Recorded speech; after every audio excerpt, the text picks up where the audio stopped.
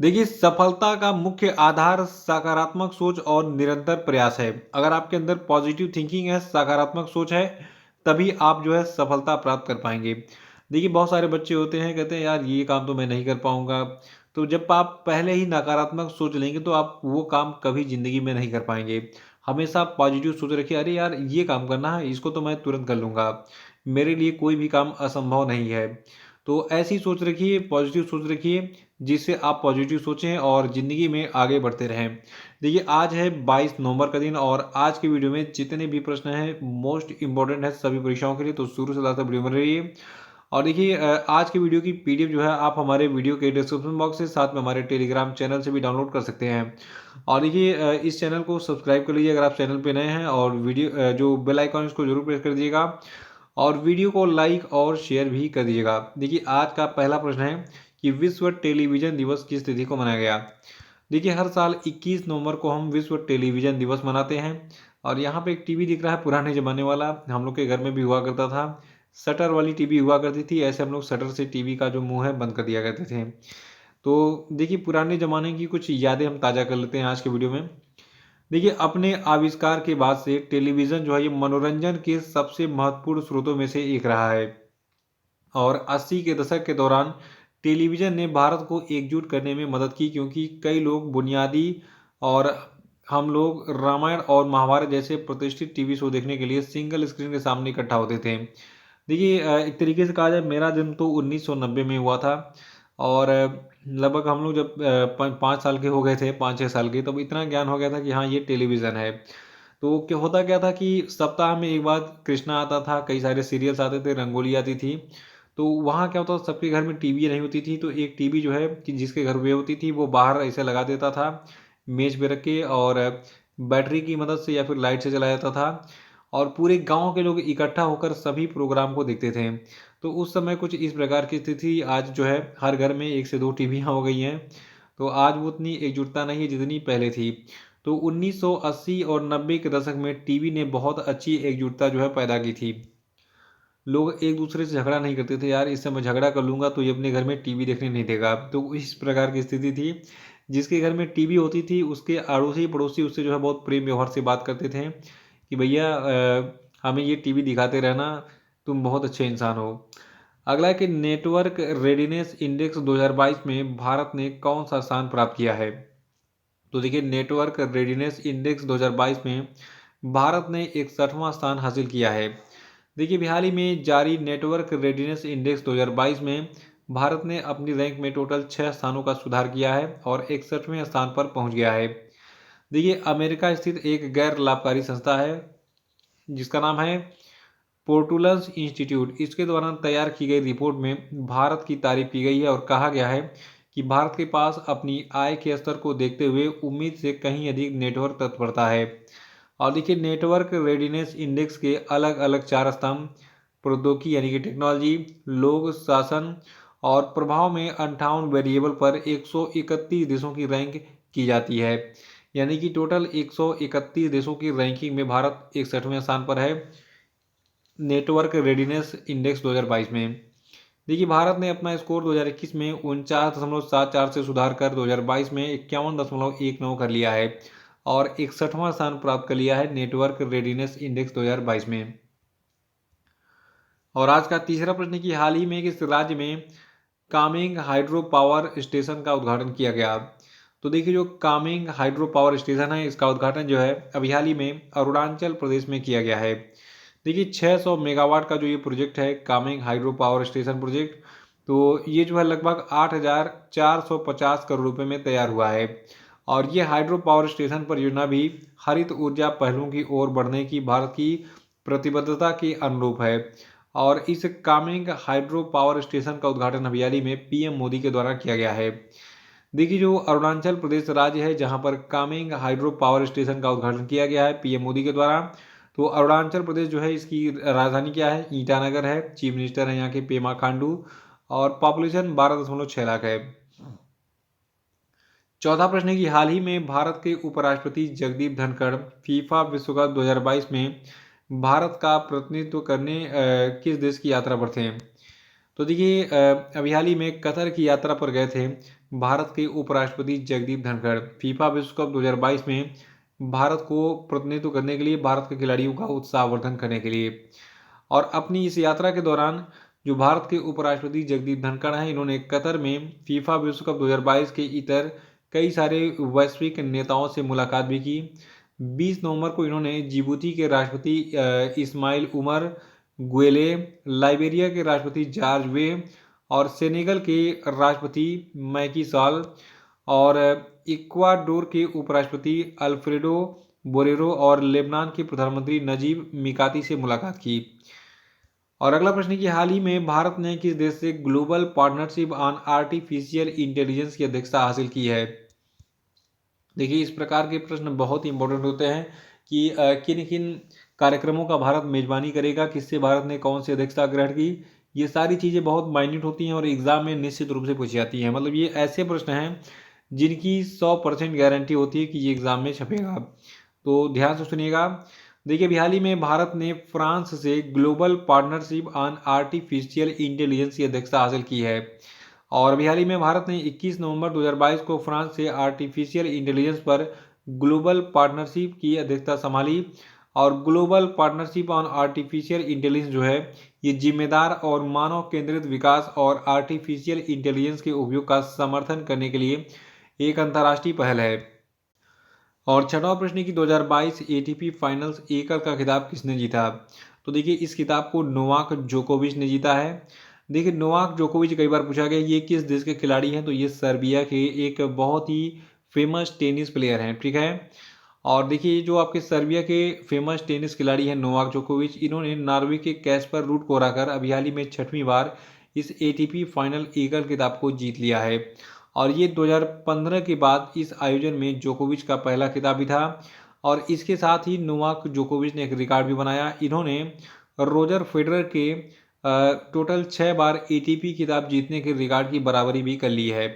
और इसके साथ ही एक और रिकॉर्ड नोवाक जोकोविच ने बनाया। ये 35 साल की उम्र में इस खिताब को जीतने वाले सबसे उम्रदराज खिलाड़ी भी बन गए हैं नोवाक जोकोविच।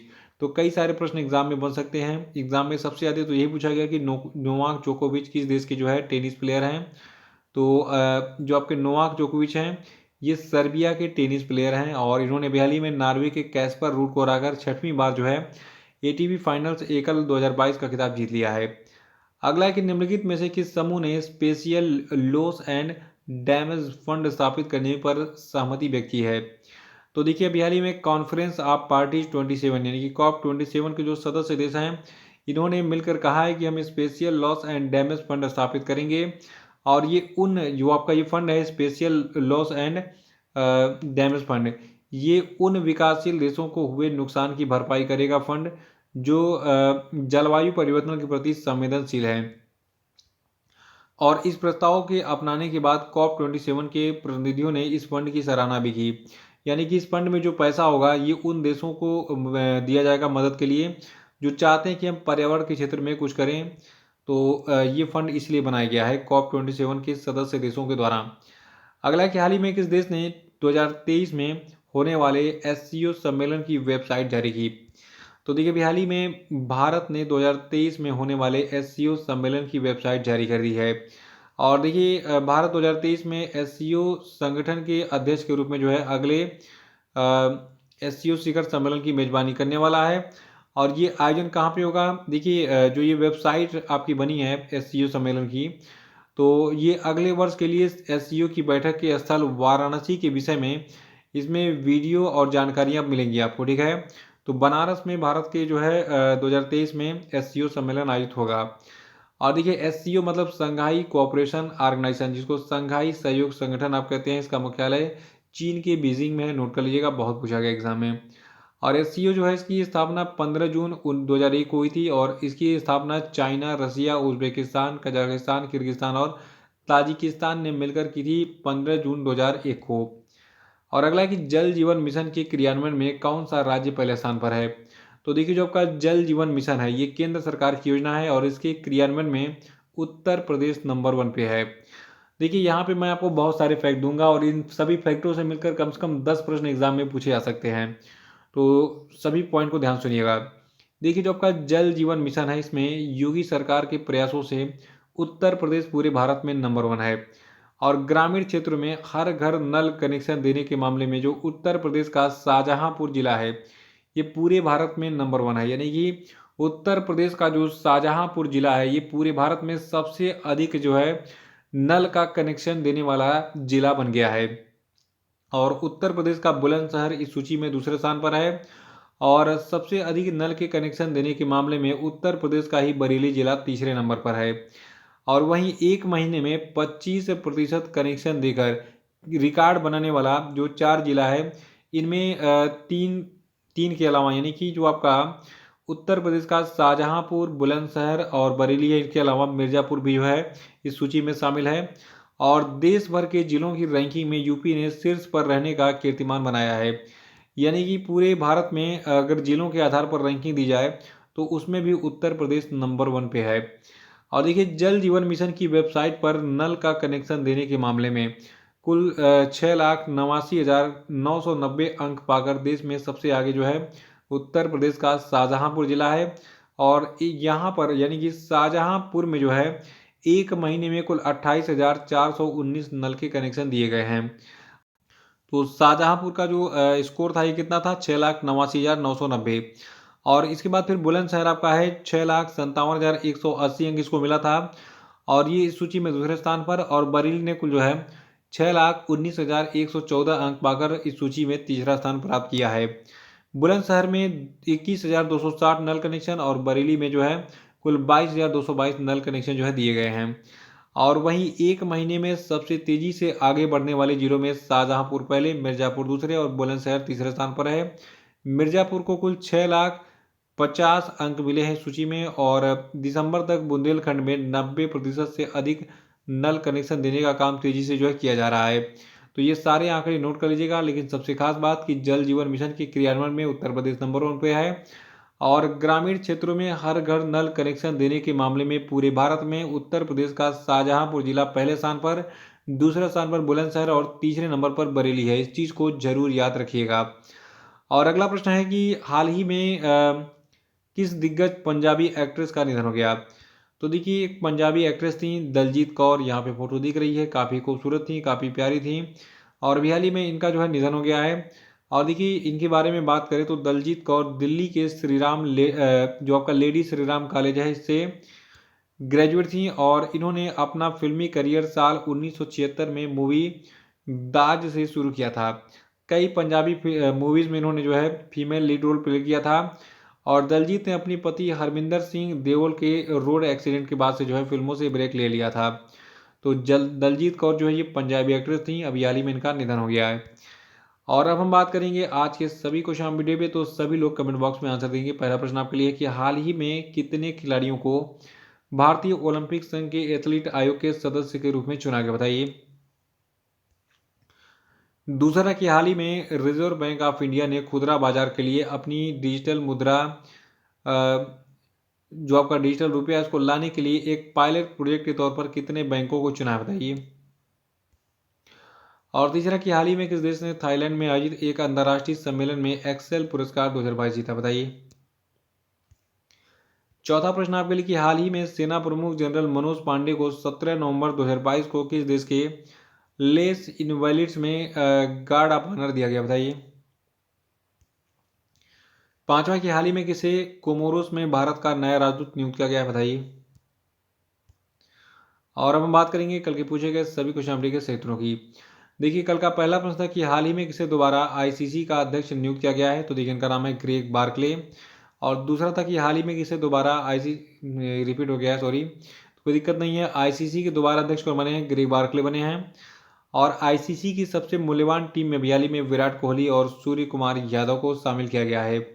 और देखिए, भी हाल ही में साउथ अफ्रीका के धावक केनेथ किपरापुर रेंजू पर 5 साल का डोपिंग प्रतिबंध लगा दिया गया है। और यंग प्रोफेशनल स्कीम को शुरू किया है हाल ही में यूनाइटेड किंगडम और भारत ने मिलकर, ठीक है। तो भारत ने यूके के साथ मिलकर यंग प्रोफेशनल स्कीम शुरू किया है। और ये स्कीम क्या है, इसके बारे में जानने के लिए परसों का वीडियो देख के रिवाइज कर डालिएगा। तो इसी के साथ आज का वीडियो समाप्त होता है। जय हिंद, मेहनत से पढ़ते रहिए, मेरा आशीर्वाद आप सभी के साथ है, आप सभी जरूर सफल होंगे। धन्यवाद।